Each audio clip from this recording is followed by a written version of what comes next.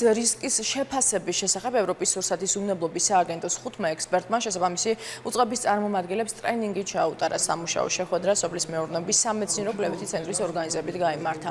Სამდღიანი შეხვედრა რისკის შეფასების და რისკის მართვის სპეციალისტებისთვისაა განკუთვნილი, რომელიც ამ კუთხით ევროპული სტანდარტების და საბაზისო მეთოდოლოგიის გაცნობას ისახავს მიზნად. საქართველოს სურსათის უმნებლობის სფეროში რისკის ანალიზის პრინციპების განხორციელება ორი საერთაშორისო ხელშეკრულებით მსოფლიო სავაჭრო ორგანიზაციის და ევროკავშირთან გაფორმებული ასოცირების შეთანხმების თანახმადევალი.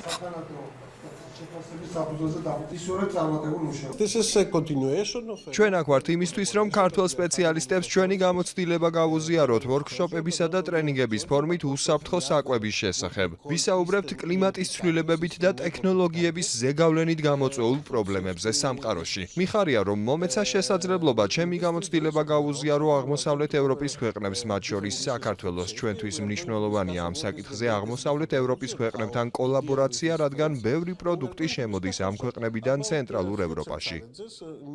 ტარდება შეხვედრა სამდღიანი, რომელზედაც განხილული იქნება სურსათის რისკების შეფასების, რისკების მართვის და საზოგადოებასთან ამ ინფორმაციის მიტანის საკითხები. სხვადასხვა პერიოდში ვლინდება სხვადასხვა, ასე ვთქვათ, მონაცემები ტყუის შემცველობასთან დაკავშირებით, სხვადასხვა დამაბინძურებლებთან დაკავშირებით, რომელიც ხდება ჩვენ სურსათშიც.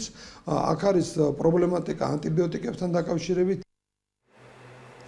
თბილისში რეაბილიტირებული მე-100 საჯარო სკოლა გაიხსნა